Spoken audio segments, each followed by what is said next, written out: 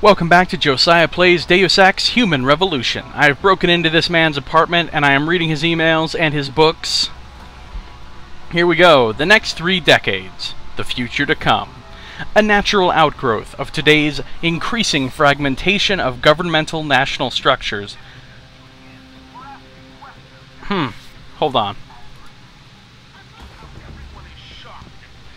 I'm actually going to read that in the other room. Calm down, I'm not going to do anything to you. Oh, this is just like a little studio apartment. He doesn't even have a separate bedroom. Here's his bathroom. I'm going to read that book in a second once I'm a little further away from the radio so that I'm not shouting over Lazarus there. So let's leave this guy, this poor guy, alone. Hi, you visiting? We talked to her already.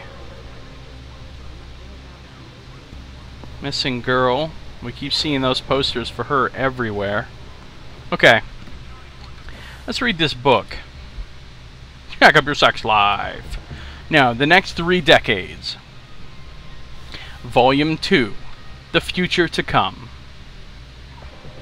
A natural outgrowth of today's increasing fragmentation of governmental national structures will be a return to a concept that was once a key part of medieval and Renaissance era cultures, the city-state. Narrowing a focus to more local issues instead of federal mandates is a common reaction to a threat mindset. Several cities, most notably Seattle and Dallas in the United States of America, have already adopted a fortress mentality, effectively walling off their dominions to become a minor nation of their own. On one level, a loss of centralized control is inevitable, but then a greater degree of autonomy can also bring greater benefits in terms of resource allocation and population control.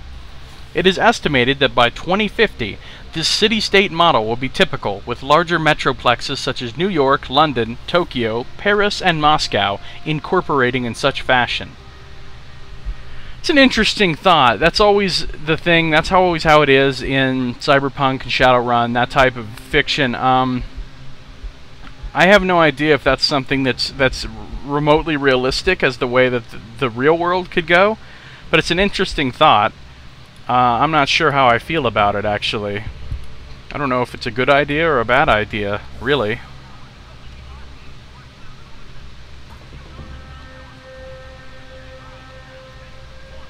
Okay, so we have broken into this man's apartment, and we're going to explore the rest of this random apartment building here.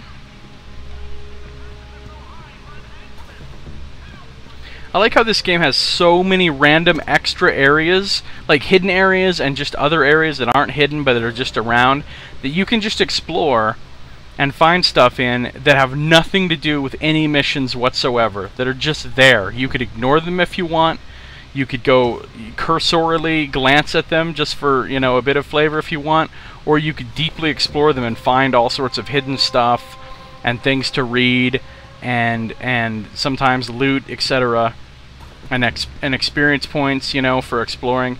It's cool that it gives you extra options beyond just what you need for the mission critical stuff. That's the one thing that I think like Alpha Protocol was really missing. That would have made it a much better game. And I loved Alpha Protocol, but I like this game more. So let's hack this. We'll just start grabbing some stuff.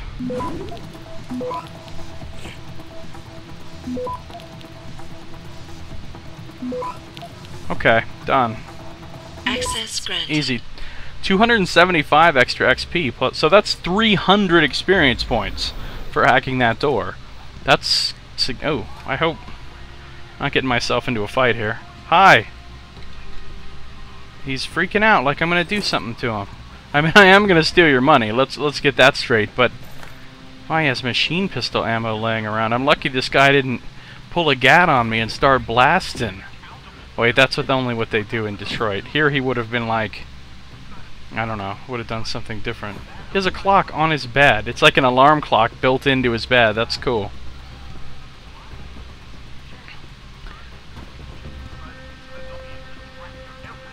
So we're listening to Lazarus again in here. I'm gonna just move your refrigerator, hope you don't mind. There was an ebook over there which I will read in a moment after I basically scope out his whole place for loot. Don't mind me, I'm just here to read your book. Ooh, and this one's worth extra XP for Scholar. Nice. Once again, I'm actually going to step out in the hallway to read it so that I am not dealing with, what's this? Picus Web. He's got some stuff printed off from the news company's website, I guess. So yeah, I'll step out here and read this so that I'm not trying to read over Lazarus's voice. Where am I? Oh yeah, and this is the stairs that leads up to the next floor. So let's read that book now. Here it is, The Science and Theory Behind Cochlear Implants, Volume 8, by Hugh Darrow. Excerpt from a paper in Neo-Nature, February 2010. A cochlear implant is a small electronic device implanted into the cochlea, which aims to restore a very basic level of hearing to the deaf or severely hard of hearing. They are the most widely used neuroprosthetics in the U.S. In order to understand how a cochlear implant works, one must first understand how the human ear works. Sound waves travel through the air and are funneled into the auditory canal by the pinna, the outer part of the ear that we can see. The sound waves travel down the auditory canal and put pressure on the tympanic membrane, also known as the eardrum, causing vibration of the ossicles on the other end of the eardrum. This vibration continues through the ossicles and puts pressure on the oval window attached to the cochlea. The cochlea is where the sensation of hearing occurs. It is a fluid-filled space that spirals like a seashell. Within the spirals of the cochlea are small hair cells called the organ of Corti. When pressure is put on the oval window, the fluid within the cochlea moves, and some hair cells are pressed down. When this happens, the hair cells become activated and transmit this information to the brain. Different perceptions of sound are based on the different combinations of sound waves pressing down various hair cells in the organ of Corti within the cochlea. People who are deaf or hard of hearing may have an ineffective cochlea or damage to that area. They may also have damage to the ossicles that transmit, and that's it. That's where Volume 8 ends? Oh, here we go. That transmit sound vibration. So there's a little information on how your ears work. Brought to you by Deus Ex, Human Revolution. And me, Josiah. Alright.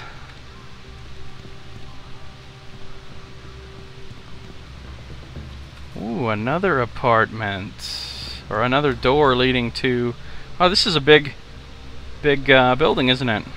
Quite a few apartments to break into here. Alright, well, don't mind if I do.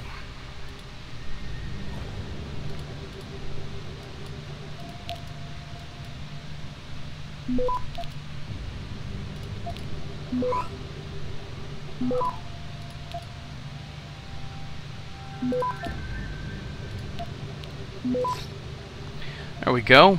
Access granted. Easy peasy. Anybody violent in here that's gonna shoot me, stab me?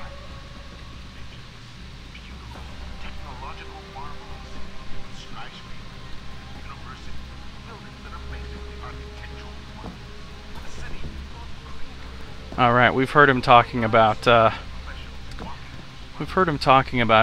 before. He's not a big fan. Hello, credit chip. Hello, refrigerator. Interesting. All this like graffiti type advertisement stuff on the walls in here. Place was cleaned out. But you've got dishes and stuff in the sink. Take out trash. Somebody squatting in here.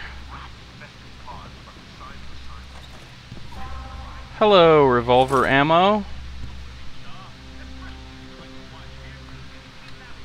Lots of cleaning supplies. Here we have... Awesome. Just awesome with bleach. Dude, I would buy a product that was just named awesome. Like, I mean, you're gonna sell me a cleaner that's just called awesome. I am buying it. Make the product, you have my money. I mean, unless your product is absolute ass, but assuming it's effectively equivalent to every other similar product on the market, just like everything else that's out there, I would happily base my purchasing decision on the fact that your product is simply called awesome. Another book. Dazzle Me Magazine. Gonna step out in the hall and read it.